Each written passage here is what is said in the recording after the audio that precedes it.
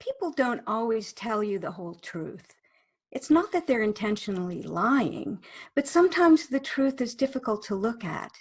In coaching, we sometimes have to help people to look at the darker corners of their story in order to help them to determine what is best to do next. Hi, I'm Marcia Reynolds.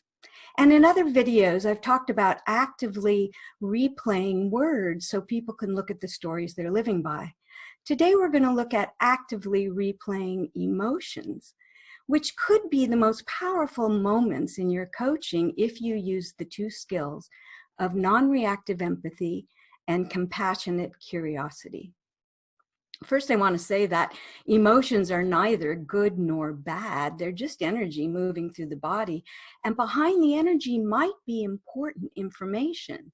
So even the small shifts, like when people hesitate and look away, or they get louder or softer when they're talking, it's important to share that to see what they think about it. But even tears and anger are okay in the moment. You want to create a very safe space for them to express themselves, no matter what it is they're feeling. Now, this isn't therapy. We aren't there to heal them. We're just there to notice what's going on, to share it with them and see what they think about it. And you don't want to stop them from feeling or heal them, because that might make them feel weak or frustrated or even guilty that they made you feel something. So you're not a cheerleader. You're just there to say, it's okay no matter what you feel. So in those moments, you might feel something. It might be your reaction, or maybe you're picking up their emotions.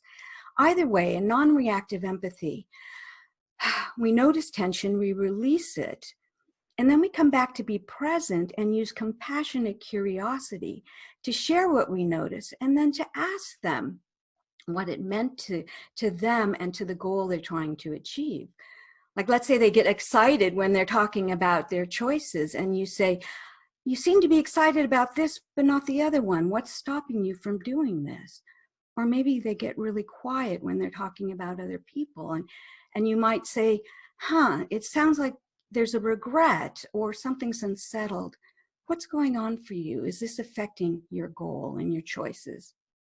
And then you accept whatever it is that they share in response.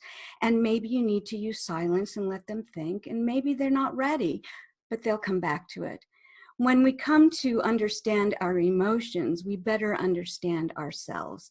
Actively replaying emotional shifts is essential to coaching the person, not their problem.